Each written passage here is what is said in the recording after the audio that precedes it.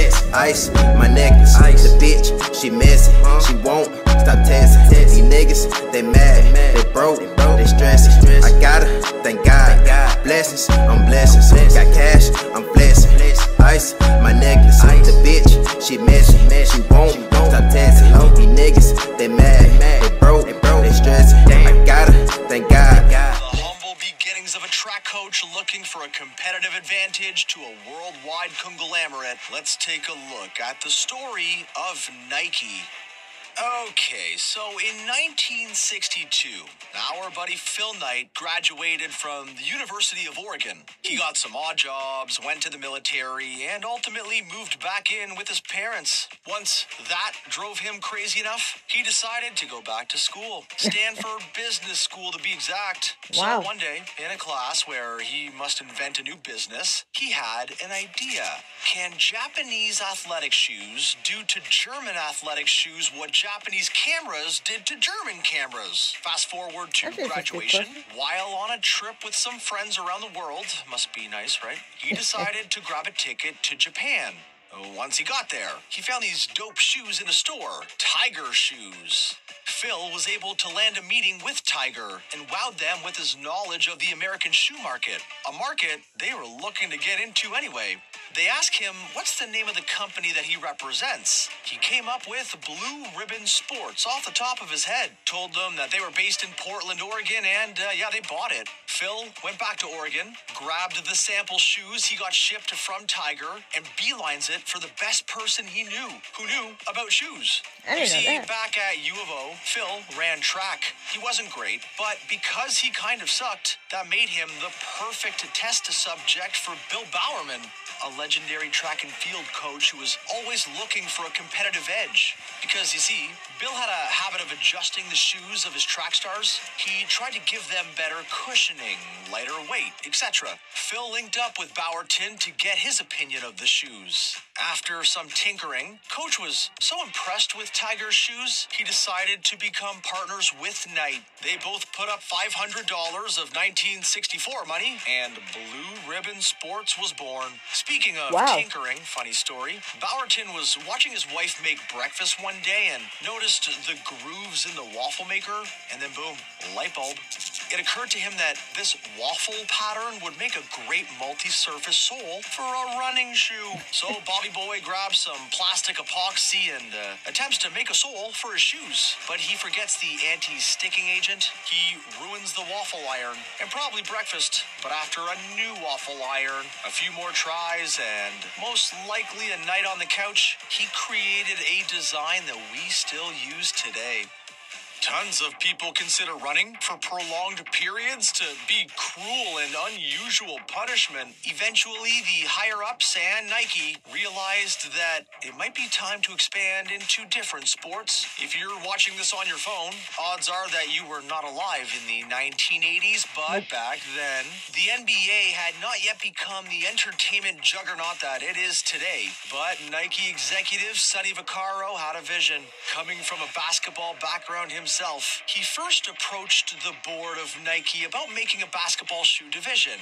After much deliberation, engineering, and fine-tuning, the Air Force One was born. Sonny initially got the ball rolling on the basketball division by sponsoring college teams. You see, since this was long before the days of NIL deals, it was strictly forbidden to pay the players. But nobody said anything about coaches. Nike signed some of the top college coaches, like Jim Boeheim and Jimmy Valvano, to endorsement deals, and gave the players all the free shoes and swag the law would allow, a practice that still goes on to this day.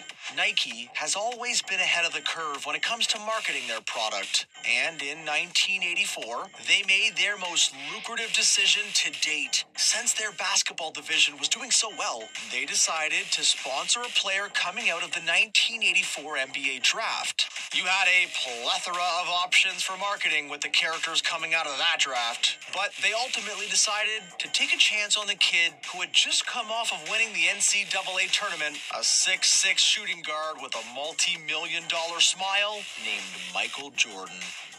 Nike took a huge gamble signing a college recruit who hadn't even taken a shot in the NBA game yet. But luckily for them, it paid off. And boy, do we mean paid. Everything about this campaign was new, innovative, and exciting.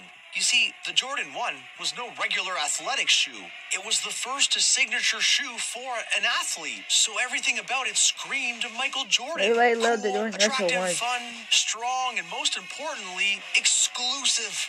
The Jordan 1 originally came in red, black, and white, Chicago Bulls colors, and the colorway was so different, the NBA actually banned them in the game, charging Jordan up to $5,000 per game for wearing them. Nike immediately started an ad campaign telling consumers to buy these new dangerous sneakers and happily paid Michael Jordan's fines. Before the Jordan 1, Nike did about $100 million in sales annually, and by the end of the first year of the Jordan 1, they sold $170 million of that sneaker alone. Nike capped production on the Jordan 1 to increase demand. They became the most sought-after sneakers in the stores, and retailers couldn't keep them on the shelves. The demand for Jordan shoes got to such a fever pitch that people were actually committing acts of violence to get these shoes.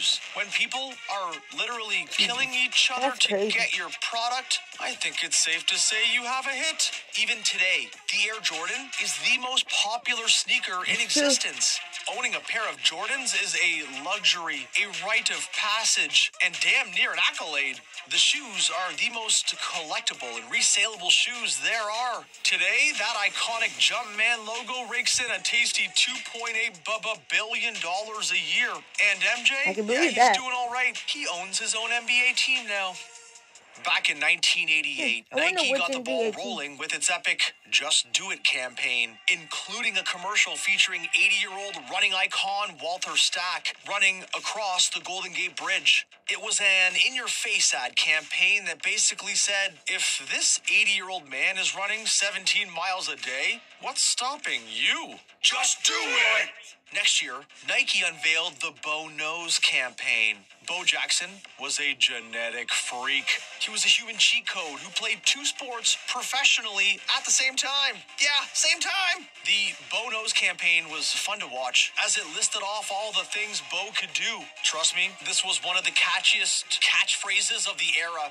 Since Bo was a multi-sport athlete, obviously he needed a multi-sport shoe. And that's where we get the Cross Trainer from. Now, we have shoes for every sport and activity, even driving. Personally, I'm waiting for the Nike Sleepers. Remember what Phil Knight and Bowerman paid to start the company? A total of $1,000 at the time of this recording. Nike is currently valued at $197.7 billion.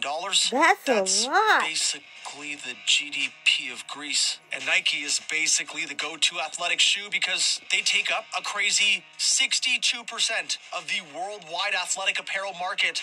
Michael Jordan is still the biggest athlete Nike endorses. He's been retired for 20 years. Next on the list are Rory McIlroy, Tiger Woods, LeBron James, and Rafael Nadal. Over 100 million people buy Nike products every year to the tune of 780 million pairs sold per year. I can believe that. They sponsor camps, tournaments, benefits, and various charities. Although incredibly successful, things have not been all sunshine and rainbows for the boys at Nike. In 1996, Nike came under fire for their child labor practices after Life magazine reported that Nike had been operating sweatshops overseas and really sending the point home with a picture of a 12-year-old boy sewing a football. Nike initially denied any sweatshop shenanigans, claiming that they had little control over their foreign workshops. Even more recently, Nike signed possibly its most controversial athlete to date to an ad campaign. Former NFL quarterback Colin Kaepernick had been allegedly blackballed from the league for his silent protest of police brutality. Even though it's a quarterback's job to take a knee on the field, it had cost Colin his. Some of you probably remember that this controversy had the President of the United States weighing in on the issue. Nike took another gamble in signing and supporting Colin, rolling out a social justice campaign to help him fight for his cause. No matter what your athletic needs are, Nike more than likely has several ways to make sure you get the most out of every step. This company has become a cultural icon, changing the way that we look at sports, athletes, and footwear, and it was all started by two guys looking to win a few track meets. Do you remember your first pair of Nikes? Do you have a favorite style? What was your favorite commercial? Be sure to tell us in the comments below. Also, don't forget to like, subscribe, and share. Come on, just do it.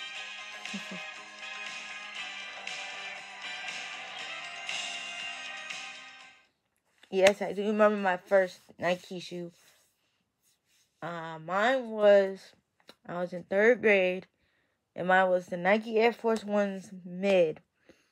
At the time, they were $80 at the time, and now they're like $100 now, which is kind of crazy. And I do remember my first Jordan Retro shoe that I ever got was the Jordan Retro 9s. That was my first ever pair. That was Nike. That was, with the Nike brand. Yeah, Kill Squad. Comment down below what was your first ever Nike shoe of yours. And Kill Squad, comment down below. If you're new, make sure you like, comment, share, and subscribe. We're on the road to 200 subscribers.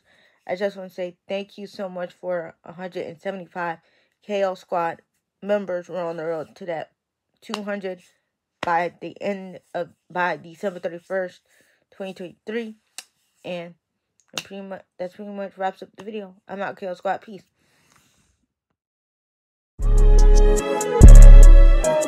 Gang. You did. Forever 2-time, nigga. Watch it forever. Hey, is that fun? Got cash, I'm blessed. Ice, my necklace. The bitch, she messy. She won't stop texting. These niggas, they mad. They broke, they stressing. I gotta thank God. Blessings